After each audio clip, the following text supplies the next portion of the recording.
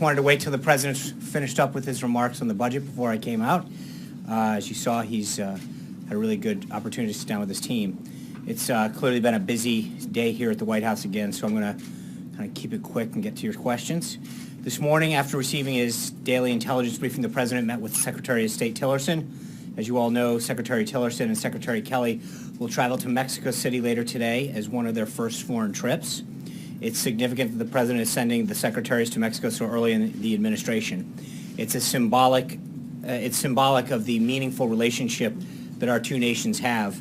These are important meetings regarding the president's agenda to improve the quality of lives for both people of Mexico and the United States by combating drug traffickers and finding ways to bolster both our economies through a broader relationship that promotes commerce and legal immigration.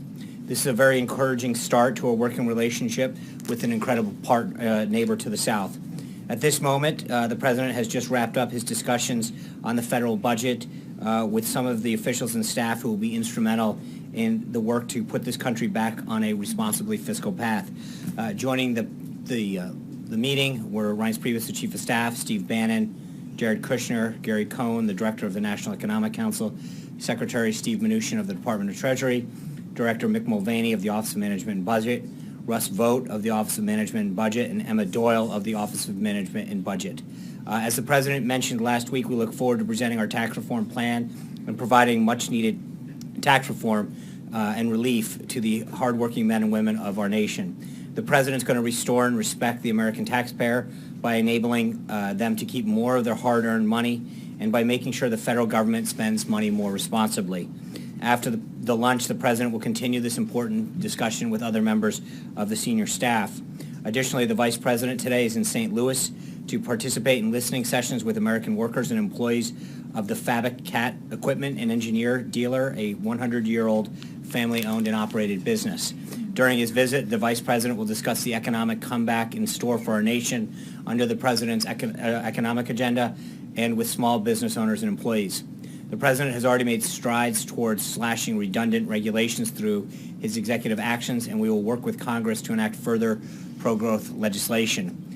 Back to the President's schedule. Later this afternoon, the President will participate in his standing Legislative Affairs strategy session. Our Legislative Affairs team is in constant contact with our counterparts on the Hill, keeping an open dialogue on all aspects of the President's agenda. Last week alone, more than 40 different senator and members of Congress visited the White House. On the Supreme Court front, so far, Judge Gorsuch has now met with 58 senators, 36 Republicans, and 22 Democrats, and he has more meetings already on the books for next week when the Senate returns to session.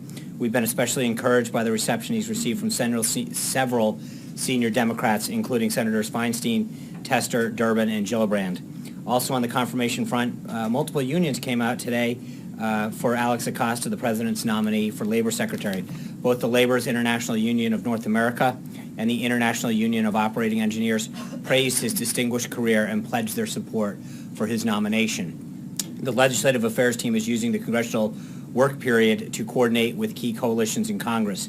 They are meeting with different groups in the House and the Senate, including the staff of the Congressional Black Caucus, House and Senate leadership, and staff throughout various committees.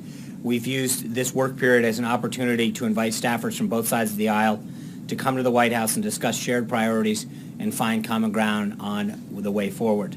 And we're not just reaching out to Capitol Hill. We've actively engaged with key leaders and policymakers around the country. It's critical to this administration that we gather input from states and from people throughout the country rather than just leaders here in Washington.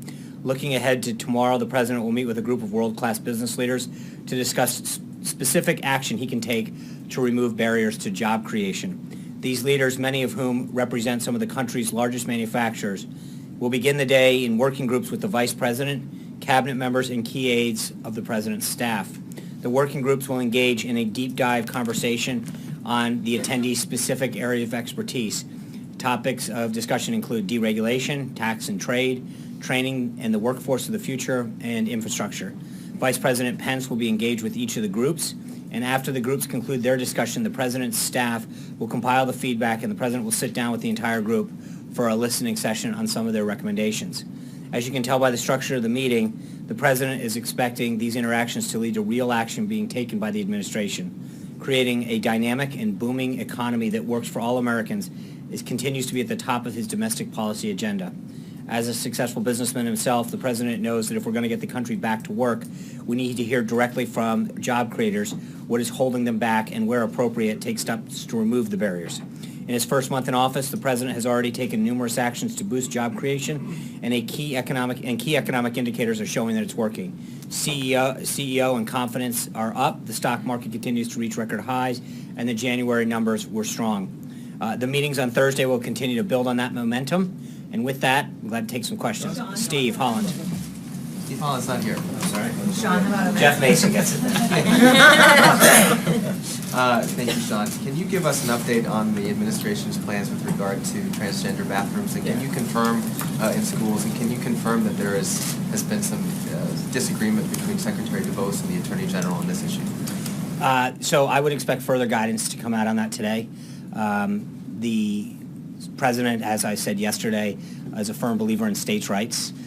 When you look at the guidance that was issued under the Obama administration, first of all, let's remember, to the best of my knowledge, that was stalled, never fully implemented, and I think there were various reasons for that. Several legal reasons and several procedural reasons. And so the Department of Education and the Department of Justice, both who jointly issued that guidance back during the Obama administration, are now working together again under a Trump administration.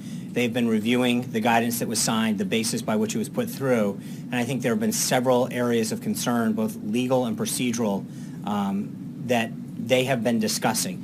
And I think where you might be hearing something is more on the timing and the wording of stuff. The conclusions, everybody in the administration is agreed upon. There's no daylight between anybody, between the president, between any of the secretaries. I think there's been some discussion between the timing of the issuance and recommendations, or between the exact wording. But as far as the conclusions go, I've made this clear, and the president's made it clear throughout the campaign, that he is a firm believer in states' rights, and that certain issues like this are not best dealt with at the federal level. Sean, Sean, a report out today that some cabinet secretaries are bristling at what they see as the White House micromanaging staffing at the sub-cabinet level. To what degree does the White House think that it should impose its hiring approvals on members of the sub-cabinet? And is some of this at least partially driven by cabinet secretaries wanting to appoint people who might not necessarily be aligned with the president's thinking? Well, I think when you come to, they're called political appointees for a reason. The idea is that people who come into this government should want to support and enact the president's agenda that he campaigned on with the American people. And I think one of the reasons that you see in recent polls is the president, people, even if they don't agree with the president, they give him high marks for following through on the promises that he's made to the American people and getting things done that he actually said, which is not always the case here in Washington. And I think that we want to make sure that the people who staff a Trump administration are committed to a Trump agenda.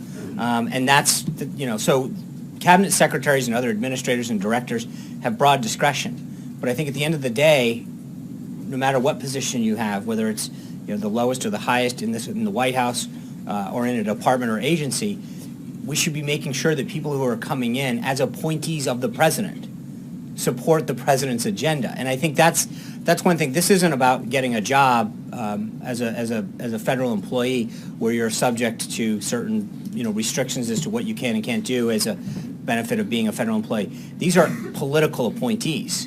And so I think that there is obviously we are going to ensure that people who are political appointees share the vision and agenda that the president campaigned on and is implementing. And does the White House believe that it needs to have the final approval of I don't those think this people, is or can you trust your cabinet secretary? It's not a question of trust. It's a question of just making sure that we are all on the same page and committed to the same agenda that the president has set forth. This process is probably no different than we've seen in previous administrations. Cabinet secretaries come to the president with recommendations on who they want, and it depends on the position, obviously. But in certain cases, if they're going to fulfill a job that is a key area that the president had very specific goals to enact that he promised the American people, you want to make sure that the person that is fulfilling that job actually is committed to the agenda and the vision that the president set forth and promised the American people. And that's that's something that we're always going to be making sure is in alignment. And is this approval process in some way slowing down the No. appointment of crucial staffers? No, not at all. I don't think so. I think when you look across where we are and we track the number of folks that are in the pipeline, we're doing very, very well with getting all of these positions filled. And I think once in a while you might hear of one or two people, but overall, generally speaking, I mentioned during the transition period how many members of the beachhead teams that we had. And I think those members who were appointed through the beachhead process had 120 days. And they were there to allow, basically a 4-month process for secretaries in the White House to make sure that people on a permanent basis could populate those positions, and that's what's happening. But make no mistake, I mean, we were ahead of the curve on the beachhead teams. We were very clear with the landing teams during the transition. This has been a very methodical process that is seen from top to bottom through, and I think we're doing a phenomenal job of staffing the government. Margaret. Thank you. Which Margaret? Oh, well, lucky me. But two Margarets? I'm going to take I got a Bloomberg question for you. I have a Sean answer for you. The president in the Roosevelt Room just said to us that, among other things, that the tax plan is nearly finalized, but it can't be submitted until the health care plan statutorily or otherwise is, so we're doing the health care. So what I wanted to clarify was, is the White House doing a health care proposal, or was he talking about Congress and not the White House? Or is there Obviously, some new yeah, I plan, think, or- right. Yeah. So obviously, there's two vehicles, reconciliation vehicles, the FY17, I'm going to give you a Bloomberg answer. The FY17 reconciliation that was never completed because the budget wasn't finalized in the last Congress, and then you've got the 2018. I think we want to make sure, look at the opportunities to work with Congress on Obamacare, utilizing the 2017, and then you could utilize the 2018 reconciliation and budget process to do tax reform.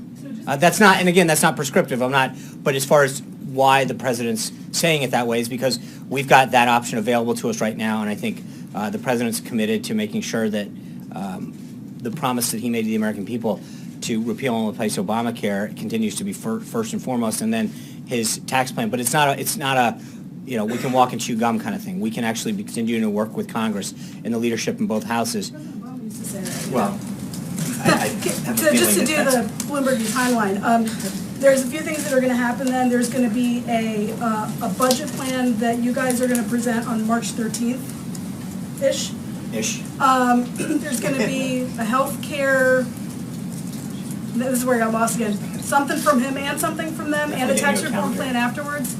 Is that the way it works? I don't want, look, when we're ready to announce stuff, but I think, again, I think you've got Obamacare, the budget, and tax reform.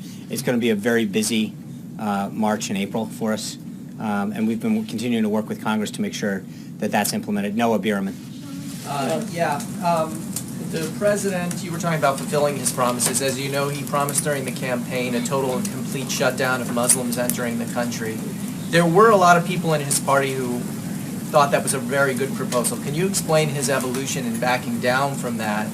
And can you also say whether he regrets using that rhetoric since it ended up hurting the court case? Well, again, I go back to the merits of the case and the order that gives him the authority to make that. U.S. Code 1182 is very clear. The president was very clear in his executive order that these were countries that we didn't have the proper vetting for when it came to ensuring the safety of Americans. That's what the executive order said. The authority is very clear to have him done it, and I think that you're going to continue to see the president take the steps necessary to protect this country. That's why he's talked about, fighting this on both fronts, making sure that we keep evolving through the court system on the existing EO, and then looking towards the next draft of the executive order that will continue to achieve the goal of protecting the American people. So that's where we are. That's what the order says, and so I think we continue to feel confident that that's. But it was crafted in a way that was very clear about the countries and was not focused on anything else but the vetting requirements that we have to make sure that we know who's coming into this country and that they're here not to do us any harm. But when talking about fulfilling his promises, can you explain why he decided to back down from that one? Because I know you differentiated this from I that think he's made it very clear, Noah, from the beginning, that this was a country-focused issue, a safety-focused issue, and that's why he issued. I don't see anything other than that with reference to that. Deborah Saunders. The Oscars are Sunday night. Will the president be watching? If there's a Meryl Streep kind of moment, how do you think he'll react? And why, if this has happened at other award ceremonies, why do you think this happens? What do I think? What happens? Actresses and actors like Meryl Streep. I have no idea. It's a free country. I think Hollywood is known for being rather far to the left in its opinions, and I got to be honest with you, I think the president will be hosting the governor's ball that night. Mrs. Trump looks forward to putting on a phenomenal event, and the First Lady's put a lot of time into this event that's going to occur and welcoming our nation's governors to the Capitol, and I'm feeling that's where the president and the First Lady are going to be focused on Sunday night, and so we'll go from there. Yeah. Sean, the president's going to have a big audience next Tuesday in the joint address to Yes. Congress. Does he have a set of goals in mind for the speech, and do you think we're going to see some specific policy rollouts as part of that speech? I think that the speech is going to focus, I mentioned this yesterday, I think it's going to talk, remind the American people what he's done already, and make sure that he explains to them, not just because of the sense of accomplishment that in moving this country forward, but because I think it's important for the American people to know that he was an agent of change. He came here to get things done, and he didn't waste any time. He's committed to keeping his word. And then I think he's going to lay out his vision and talk about things like education and healthcare and infrastructure. The problems that we face as a country, the violence in some of our inner cities, but also some of the solutions that we can act on and some of the partnerships that we can create. It's obviously still a work in progress, but I think it's going to look forward to where he wants to take this country and talk about working with Congress and other leaders throughout the country to get things done. But I think in the drafts that I've seen so far, it is going to be a very strong blueprint of where he wants to take this country. In the past, I think a lot of presidents, or some presidents rather, have gotten into very detailed specifics. I think you're going to see him try to talk about policies in a broad sense of where he wants to take this country and what defining success is, what that goal means. But it's still a work in progress, and hopefully towards the end of the week we might. Is the tone going to be optimistic, Absolutely. sunny? Yeah, I think this is an opportunity for him to lay out a very positive vision for the nation, and to really let America know where we can go and how we can get there, and the potential that we have as a nation. Anita. Just piggybacking on that, and then I have another question. Will he, I know past presidents, including President Obama, immediately hit the road after, I know this isn't a State of the Union, but something like a State of the Union address, to sell policies. And since you're saying it's more of a vision, does he anticipate going Yeah, I think around? there'll be some travel. I don't want to. That's evolving right now. There's a lot of things that we're trying to look at, and I think as we look at the speech and some of the objectives and goals and vision that he's sharing, talk to him about potential places to go to highlight that. But I think you're going to see, a fair amount of visits in the next few weeks to highlight some of the places that he wants to take it. And then the other thing was, I've seen members of Congress were here last week. There's the legislative meeting today. Yeah. It feels as if we haven't seen as many executive actions or executive orders. I know we have the one vetting one coming out this week. Are we in a different phase now that he's sort of done the executive orders that he No. wants to do, and we're going to We legislation? have several that are in the pipeline, and part of it is just, these days, are focused with these meetings and getting things done and trying to plan ahead. And so as we see fit and as the implementation process of a lot of these goes through the process, we'll have plenty more. But I should. That there's more legislative emphasis right Well, now. it's a both. And I think part of this is we work through Congress. Anita, these are big things, right? We're talking about fundamental tax reform, something that hasn't happened in our nation since 1986. The repeal and replacement of Obamacare, which, was mammoth. And I think part of this is that those things take time. He's got a joint address on Tuesday. There's a lot of things that are happening, and therefore we need to kind of make sure that we appropriately use the schedule. But I can assure you that if you've missed executive orders, you're going to see a bunch. I just want to make sure you know. Jonathan Carl. Sean, I want to ask you about the town halls and Yeah. what we're hearing about Obamacare. The president referred to so-called angry crowds at these town halls. Is he suggesting this is manufactured anger, that this is not real anger and real concern? Yeah, thanks. I think there's a hybrid there. I think some people are clearly upset, but there is a bit of professional protester manufactured base in there. But there are people that are upset. But I also think that when you look at some of these districts and some of these things, it is not a representation of a member's district or an incident. It is a loud group, small group of people disrupting something in many cases for media attention. No offense. It's just, I think that necessarily, just because they're loud, doesn't necessarily mean that there are many. And I think in a lot of cases, that's what you're seeing. Does the President doubt that there's real anger and No, real I just said concern that. out there beyond just a few loud agitators, that there's real concern that people may lose their But they won't. healthcare? See, I think that's a false narrative. And I don't, the President's been very clear. Look, you have to look at what our healthcare system is right now. In so many counties around our nation, we've gone down to one provider. That's not choice. That's not access. And then they're going in a lot of cases and they're saying, we're not taking Medicaid, we're not taking TRICARE, we're not taking the insurance you used to have, the doctor that you used to have isn't participating anymore. And oh, by the way, states like Arizona, you've got over 100% increase in premiums. 112, I think, was the number there. In many states, it's double digit.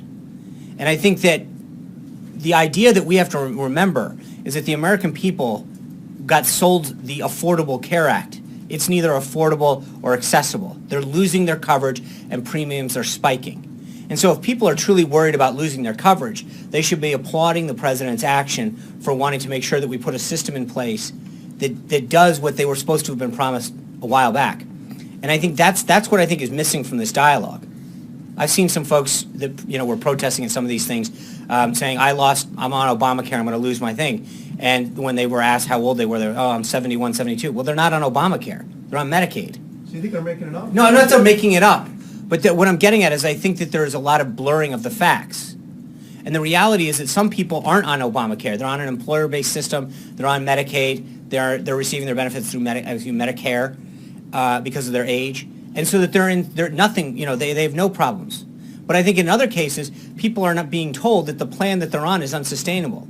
That these carriers throughout the country, I mean, you just look at them over and over again, pulling out of the exchanges.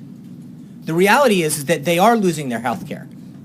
But they're losing it under Obamacare because the exchanges are collapsing on themselves, carriers are pulling out, premiums are going up, and access is going down. So the President's plan is actually going to do exactly what they were promised 8 years ago and didn't get. So for those who are worried, the answer is help is on the way. But what is the plan? We haven't seen. Okay, so first, as the President made clear, we're going to have that out in the next couple of weeks. He's working on it. But the goal, Jonathan, is this got jammed through a Democratic Congress. And then they told us you could read it after we get it passed. So taking our time, getting this right to achieve the goals that we set forth is probably the right thing to do, considering the experience that we had the last time. Hallie. Sean, two questions for you. The issue of transgender bathrooms wasn't one we heard a lot about from the President during the campaign. He said at one point, Caitlyn Jenner could use whichever bathroom she wanted to at Trump Tower. So why is this now a priority for the administration 40 days into office? It's not a priority. I think there's a case. No, hold on. But let me answer the question. It's not a priority. There is a case pending in the Supreme Court in which we have to decide whether or not to continue to issue guidance to the court. It's dictated by that. The Obama administration had issued joint guidance from the Department of Education and the Department of Justice.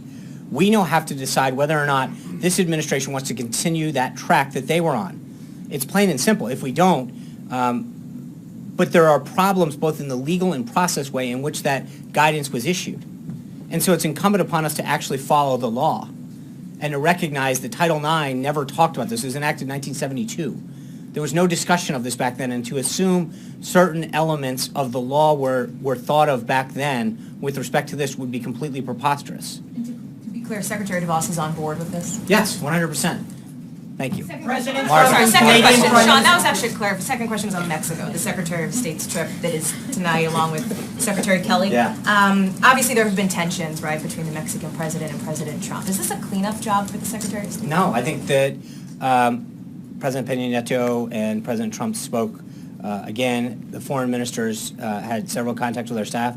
I would argue that we have a very healthy and robust relationship with the Mexican government and Mexican officials, and I think they would echo that same sentiment. President Peña Nieto has echoed that as well. But I think relationship with Mexico is phenomenal right now, and I think there's an unbelievable and robust dialogue between our two nations. President Trump and Canadian Prime Minister. Let me go, Margaret, and then I'll get you. Thank you. On Syria, General Votel indicated today that the U.S. needs to take a larger share of the burden and perhaps send troops to Syria. Has the President discussed this with his national security team, and when does he intend? I'm going to refer you back to DOD on that. I would just argue that I think that you've seen the President talk about safe harbors in Syria with several foreign leaders who have shared his safe havens. Thank you. And that is an area at the top of the President's foreign policy agenda that he's continued to talk to leaders, especially in the Middle East, about trying to make sure that we deal with that issue in that area right now. But I'm not going to get ahead of the DOD on this, and then when they have recommendations, they'll make them forward to us. Is there an NSC President- on it, though? Has he talked, has the President? I'm not spoken? going to, I will, if I have an update, I'll give it to you tomorrow. Again. President Trump and the Canadian Prime Minister launched the U.S. and Canada Council for Advancement of Women Entrepreneurs. Can you talk a little bit about how the council is growing and transpiring? What's the status? I think staff is beginning to implement the President's agenda. It occurred, 6-7 days ago, and so it's starting to work through the process, and we'll have further updates as it goes forward. But I know that he continues to be in touch with Prime Minister Trudeau, and our staff continues to work on the back end to make this happen. Zeke. Thanks, Sean. Two questions for you. One, earlier conversation with John about does the White House not have confidence in its cabinet secretaries if it's looking sort of over their shoulders into whom they're taking? Does the White House not, does the President not trust his cabinet secretaries and appointees and agency administrators to staff to find people who agree with the President's agenda? No, not at all. I think there's a big difference. The President named these folks because they're an unbelievably qualified individuals. Part of it, though, is that you're staffing major departments. I think we've got somewhere in the area of 5,000 positions to fill. And when you're filtering through a good number of people, I don't even think the secretaries, at some degree, depending on the department and have a full background on some of these individuals. And so as they get pumped through the pipeline, there are questions. And again, there are areas of that are of key priority to the President that he campaigned on. And I think that when he wants to make sure that certain of those individuals who are going to be overseeing key priorities that he promised the American people have somebody who is not only qualified, but agrees with and shares the President's vision to fix whatever problem that was or fulfill whatever vision that he articulated. But I think it would almost be malpractice not to do that, to allow people to fill a job, a political appointee job, who don't share the vision and agenda of the President of the United States would almost be ridiculous. I mean, it would be silly on its face to suggest this. I don't think there's any administration in past history that would literally willingly take on somebody who was adamantly opposed or spoke out specifically against what the President was seeking to do and then have them fulfill a job to carry out that mission. It doesn't seem as though it makes any sense. Yeah. Second thing real quick, on the we're coming up a week away from the deadline the President ordered for his review of the counter-ISIS strategy. What's the status of that review? The President tweeted over the weekend that he had a meeting with a bunch of generals. Yeah. Is that regarding that review? He is. I think General Dunford and Secretary Mattis have begun providing him updates on that. I know that the new National Security Advisor is getting brought into that process and continuing to do updates. So we'll have further updates, but the team has been working on it since the President issued the guidance. Yeah. As far as the second executive order is concerned, what is the White House doing differently in terms of consulting with the various departments to make certain that this second executive order passes constitutional scrutiny? Well, I think we've done a few things. One is I think we've been very clear about understanding what the court said and trying to tailor that specifically while achieving the same goals of keeping America safe and ensuring that people don't come into this country that seek to do us harm. That's number one. Number two is, we continue that, and that order is basically completed. I think what we're now doing is working with the various agencies and departments to make sure that the implementation of that is done in an extremely smooth way. So we have looked at it from both a process standpoint as well as a legal standpoint, and I think it's achieving the goals. But again, I would also mention that on the merits, we can see. I believe that the first order did just that. It was written in a way, and I think ultimately we will continue to prevail on that because it is written in a way that is clear and consistent with U.S. code and the authority that the president has to protect the nation. Katie? No matter what happens as it relates to the second executive order, it's almost likely to face a legal challenge. Sure. Are you concerned that the president's prior remarks as it relates to the judiciary is going to allow him to get a fair hearing by the judicial branch as it relates to the second executive order? Yeah, absolutely. I think that, because I think that you've seen it happen in the Massachusetts case. I mean, at the end of the day, you look at the law and what the order does, and I think, again, you may have, in the case of the Ninth Circuit, we continue to disagree with that. I think, the president's pointed out, you don't have to be that high up, in grade school to recognize what the code says, what the authority that is granted to him, and then what the order does. I think the things that they brought out in that order, I mean, in one of the cases they suggested there's been no people that have entered within the 7 countries, and a quick cursory look found, upwards of close to 20 people that had come in. So some of the basis for which they decided the case on doesn't actually pass muster, and I think any other judge or judges that look at that order or the one that will be put forward will come to the same conclusion. Katie? Sean, I wanted to ask about the president's budget priorities. Yeah. What specifically is the president increasing spending on? Where is he decreasing spending? And how much money specifically is he asking for the 5,000 new Border Patrol agencies asked for? So I'm going to refer you back to Margaret's question, and then we'll have something in mid-March as we put that out, but I'm not going to get ahead of Director Mulvey. No, I mean, it's not, look, he just had a meeting where he's continued to work out. They're providing him back and forth. I mean, that's the idea of crafting this budget, and until we put it out on paper, I don't want to get ahead of Mexico. Sean, Yeah. thank you very much. Back to Mexico, Videgaray and many officials have said this morning that they're not going to accept the directives that were put out by the White House and by DHS yesterday, and they may not take anyone that's not a Mexican immigrant. What are you guys going to do with those people that I think Mexico will not Secretary accept? Tillerson and Secretary Kelly are going to have a great discussion down there and to walk through the implementation of the executive order. But I feel very confident that any country who has a citizen that comes into this country and that we send back, we'll make sure that they comply with this. David? I have 2 questions about immigration I'll just ask at the same time. One, the president has talked a number of times about millions of illegal immigrants casting votes during the election in his mind. You guys have promised to look into that. It seems Right. like there was no mention of that in any of these direct